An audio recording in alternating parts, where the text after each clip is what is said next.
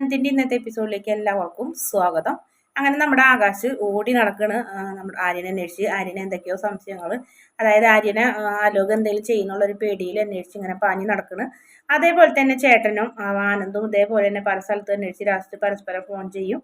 ഇതേ സമയം തന്നെ ആലിൻ്റെ ചോട്ടിൽ വിഷമത്തോടെ ഇരിക്കുന്നുണ്ടാവും ആര്യൻ. അങ്ങനെ ആകാശ് ഒടുവിൽ കണ്ടെത്തും. ആകാശ് ചെന്ന് ആര്യനോട് പറയണ്ട, നീ ഇവിടെ ഇരിക്കാൻ, നിന്നെ ഞാൻ എവിടെയൊക്കെ തപ്പിയെന്ന് ചോദിക്കുമ്പോൾ എന്താ ഏട്ടാന്ന് ചോദിക്കും.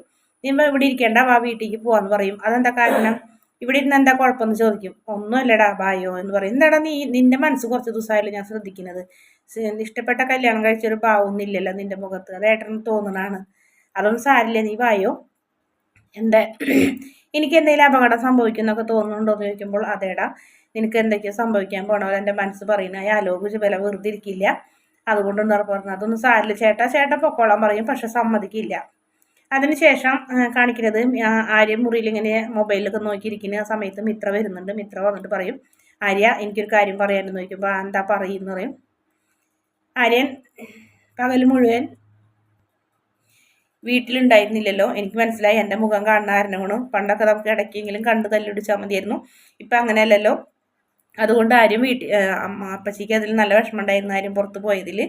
ഞാൻ ഒരു കാര്യം ചെയ്യാൻ, ഞാൻ ആര്യൻ്റെ മുന്നിൽ വരാതെ നോക്കാം എന്ന് പറഞ്ഞപ്പോൾ നീ എവിടേക്ക് പോകാൻ പോകണമെന്ന് ചോദിക്കും. ഞാൻ അടുക്കളയിൽ അങ്ങനെ നിൽക്കാം, എന്തായാലും എൻ്റെ മുഖം കണ്ടു കഴിഞ്ഞിട്ട് ആര്യൻ വിഷമിക്കേണ്ട എന്ന് പറയും.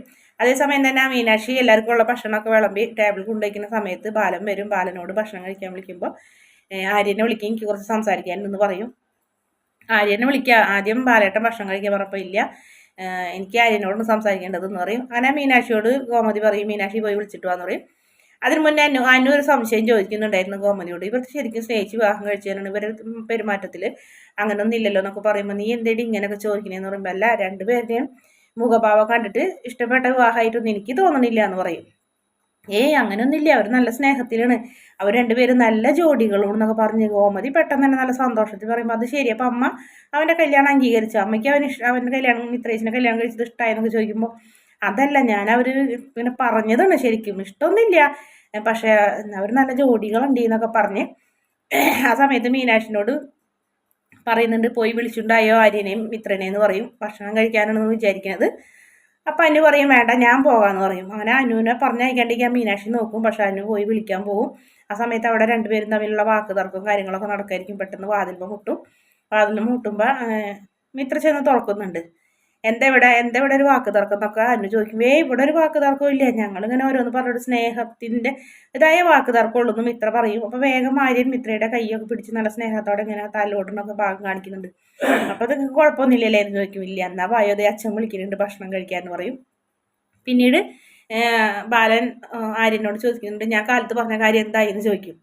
എന്ത് കാര്യം എന്ന് ആര്യൻ ചോദിക്കും. നീ എന്താടാ എന്നെ കളിയാക്കണം, സ്വർണത്തിൻ്റെ കാര്യം ഞാൻ ചോദിച്ചതല്ലേ, അതിന് നീ ഒരു മേലെ മറുപടി വന്നു, ഇന്നൊരു ദിവസം നാളെ സ്വർണം തിരിച്ചു കൊടുക്കണം എന്ന് പറഞ്ഞതല്ലേ എന്നൊക്കെ ചോദിക്കുമ്പോൾ ആര്യം പറയുന്നുണ്ട്, അത് ഞാൻ രാവിലെ അതിന് മറുപടി പറഞ്ഞതല്ലേ അച്ഛാ, അവർ സ്വർണം ചോദിച്ചിട്ടുണ്ടെങ്കിൽ എന്നോട് ഒന്ന് ചോദിക്കാൻ പറയണം, നീ എന്താടാ എന്നെ കളിയാക്കണം, ഞാനെന്താ നിങ്ങളുടെ കിടന്ന് കളിക്കുന്ന ഒരാളോ എന്നൊക്കെ ചോദിച്ചു എല്ലാവരും ദേഷ്യപ്പെടും. ആ സമയത്ത് ആനന്ദ് അച്ഛനെ പ്രശ്നമൊന്നും ഉണ്ടാക്കലേന്ന് പറയും. അല്ലടാ, ഞാൻ ദേഷ്യപ്പെടുന്നവരോട് അങ്ങനെയും ഇങ്ങനെയെന്നൊക്കെ പറഞ്ഞിട്ട് ഇവർക്ക് എല്ലാവർക്കും വേണ്ടി ഞാൻ ഒരുപാട് ഇപ്പം ക്ഷമിക്കുന്നുണ്ട്, പക്ഷെ ഇതെനിക്ക് ക്ഷമിക്കാൻ പറ്റില്ല, ഈ സ്വർണം ഇവർക്ക് തിരിച്ചു കൊടുത്തില്ലെങ്കിൽ എനിക്ക് എന്തായാലും ഉറങ്ങാനേ പറ്റില്ല എന്ന് പറയും.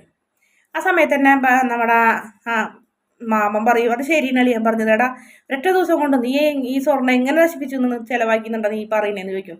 മാമ ഞാൻ നേരത്തെ പറഞ്ഞിട്ടുണ്ടായി മറ്റാരും ഞങ്ങളുടെ കാര്യത്തിൽ ഇടപെടരുതെന്ന് ഇങ്ങനെ പെട്ടെന്ന് ആര്യനും പറയും.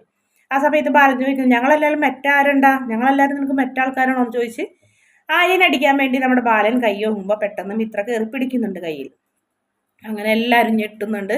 ആ സമയത്ത് പെട്ടെന്ന് തന്നെ മിത്ര കൈ മാറ്റും. പിന്നെ മിത്ര പറയും, സോറി എങ്കിൽ ഞാൻ പെട്ടെന്നുള്ള ദേഷ്യത്തിന് ഇങ്ങനെ പെട്ടെന്നുള്ളൊരു ഇതുകൊണ്ട് പറ്റിപ്പോയാണ്, ക്ഷമിക്കണം, ഞാൻ മനഃപൂർവ്വമല്ല എന്നൊക്കെ പറഞ്ഞപ്പോൾ സാരില്ല, കൈ പിടിച്ചതിൽ എനിക്കൊരു വിഷമമില്ല, ഭർത്താവിനെ രക്ഷിക്കേണ്ടതൊക്കെ ഭാര്യയുടെ കടമ തന്നെയാണ്, പക്ഷെ ഭർത്താവ് തെറ്റ് ചെയ്യുമ്പോൾ അത് കൂട്ടു നിൽക്കുന്നത് നല്ല ഭാര്യമാരല്ല എന്ന് പറഞ്ഞ് ബാലനകത്തേക്ക് പോകും. പിന്നീട് ബാലൻ എൻ്റെ കൈ തടഞ്ഞത് കൊണ്ട് തന്നെ ആനന്ദിന് ഭക്ഷണം വേണ്ട, ബാലന് ഭക്ഷണം വേണ്ട, ആനന്ദും പോകും, എല്ലാവരും പോകും. അനു വരെയും ഭക്ഷണം കഴിക്കുന്നില്ല, മീനാക്ഷിയും ഗോമതിയും അതുപോലെ തന്നെ മിത്രയും മാത്രമാവും. ഇനി എല്ലാവരും കൂടി ഇരിക്കുമ്പോൾ ഞാനെങ്ങനെ ഇവിടുന്ന് കഴിക്കണം, ഞാൻ അപ്പുറത്തെ വീട്ടിൽ പോയി കഴിച്ചോളാം എന്ന് പറഞ്ഞ് മാമനും പോകും.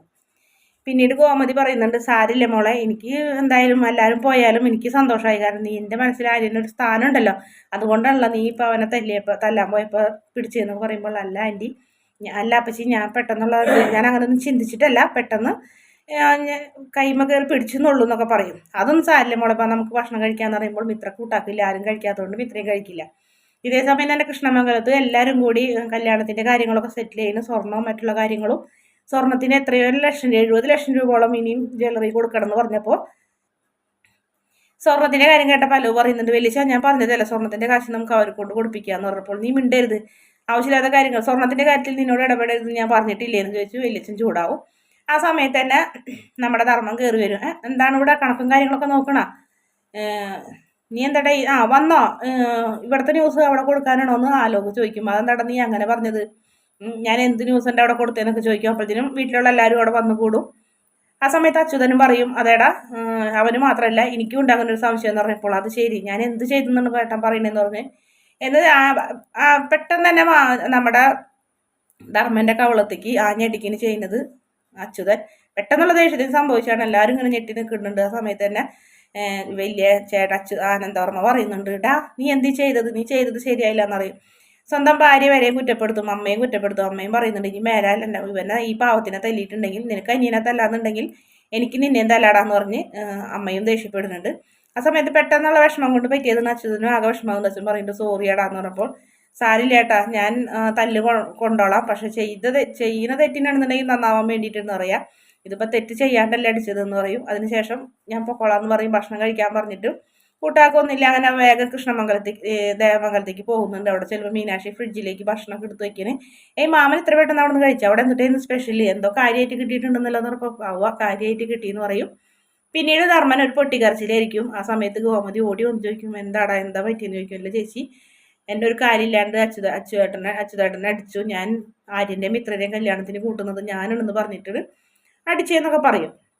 അത് ശരി, അങ്ങനെ നന്നാ പിന്നെ ചോദിച്ചിട്ടുള്ള കാര്യമുള്ളൂ എന്നൊക്കെ പറഞ്ഞ് ഗോമതി പെട്ടെന്ന് ചാടിത്തുള്ളി പോകാൻ പോകുമ്പോൾ നമ്മുടെ ധർമ്മം തടയുന്നുണ്ട്. മീനാക്ഷി പറയും, വേണ്ട, പോകണ്ടെന്നൊക്കെ പറയും. അല്ലടാ, ഞാൻ കാരണമല്ലേ നിനക്ക് ഈ തല്ല് കിട്ടിയെന്ന് വെച്ചപ്പോൾ, ചേച്ചി കാരണോ, ചേച്ചി എന്ത് ചെയ്തെന്ന് ചോദിക്കും. അതല്ലടാ, ഞാൻ അവരെ അപ്പം പെട്ടെന്ന് തന്നെ മനസ്സിലായി ധർമ്മൻ എന്തോ സംശയം തോന്നി. അപ്പം മിത്ര പറയും, അതല്ല, അവരിവിടെ സ്വീകരിച്ചത് കൊണ്ടാണല്ലോ ഇങ്ങനെയൊക്കെ സംഭവിച്ചത്, അവരെ ഈ വീട്ടിൽ കയറ്റാണ്ടിരുന്നിരുന്നെങ്കിൽ ഇത്രയ്ക്ക് പ്രശ്നം ഉണ്ടാവില്ലല്ലോ എന്ന് നമ്മ ഉദ്ദേശിച്ചെന്നൊക്കെ പറയും. അതിനുശേഷം മീനാക്ഷിയും ഗോമതിയും ഭക്ഷണം എടുക്കാൻ വേണ്ടി പോകുന്നുണ്ട്. അപ്പോൾ ഇങ്ങനെ ധർമ്മൻ ഇങ്ങനെ ആലോചിക്കുന്നുണ്ട്, എന്തൊക്കെയോ എവിടെയോ ഒരു തകരാറുണ്ട്, ഇതിൽ എന്തോ ഉണ്ട് എന്നൊക്കെ പറഞ്ഞിങ്ങനെ സംശയം പ്രകടിപ്പിക്കുന്നുണ്ട്. ഇതേ സമയം തന്നെ ആര്യൻ്റെയും മിത്രയുടെയും റൂമിൽ നല്ല വഴക്കാണ്.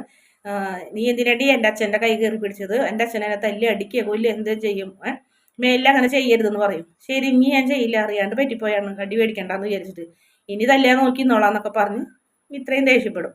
അതിനുശേഷം ആര്യം കട്ടിൽ കയറി കിടക്കും, പറയും, ഞാൻ ഇന്നലെ നീ ഇല കിടന്നു, ഞാൻ കിടക്കട്ടെ എന്ന് പറഞ്ഞ് മിത്ര ഓടിച്ചെന്ന് കിടക്കും.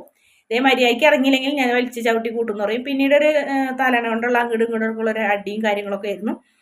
അതിനുശേഷം ബാലൻ്റെ ഒച്ച പുറത്ത് കേൾക്കുമ്പോൾ രണ്ടുപേരും ശാന്താവുന്നുണ്ട്. പിന്നീട് മിത്രനെ കാലുമ്മ പിടിച്ച് വലിച്ച് തറയിലേക്ക് ഇടുന്നുണ്ട്. അപ്പോൾ മിത്ര അത് വലിയ ശല്യമായല്ലോ എന്നൊക്കെ പറഞ്ഞ് മിത്ര കട്ടിലിൻ്റെ ഒരു സൈഡിലും വന്നിരിക്കുന്നുണ്ട്. ആ സമയത്ത് മിത്രനെ വീണ്ടും തണ്ടലേക്ക് ചവിട്ടി താഴത്തേക്ക് ഇടുന്നുണ്ട്. ആര്യൻ, നീ അങ്ങനെ ഇവിടെ ഇരിക്കേണ്ട, നീ വേറെ എവിടെയെങ്കിലും പോയി കിടന്നുറങ്ങടി എന്ന് പറയും. അങ്ങനെ മിത്രയ്ക്ക് എല്ലാം കൊണ്ടും ദേഷ്യം വന്നിട്ട് ആര്യൻ ഇങ്ങനെ കടുപ്പിച്ച് ദേഷ്യത്തോടെ നോക്കി നിൽക്കുന്നതോടെയാണ് ഇന്നത്തെ എപ്പിസോഡിൻ്റെ അവസാന ഭാഗം. വീഡിയോ ഇഷ്ടപ്പെടുകയാണെങ്കിൽ ചാനൽ ഒന്ന് സബ്സ്ക്രൈബ് ചെയ്ത് സപ്പോർട്ട് ചെയ്യണേ.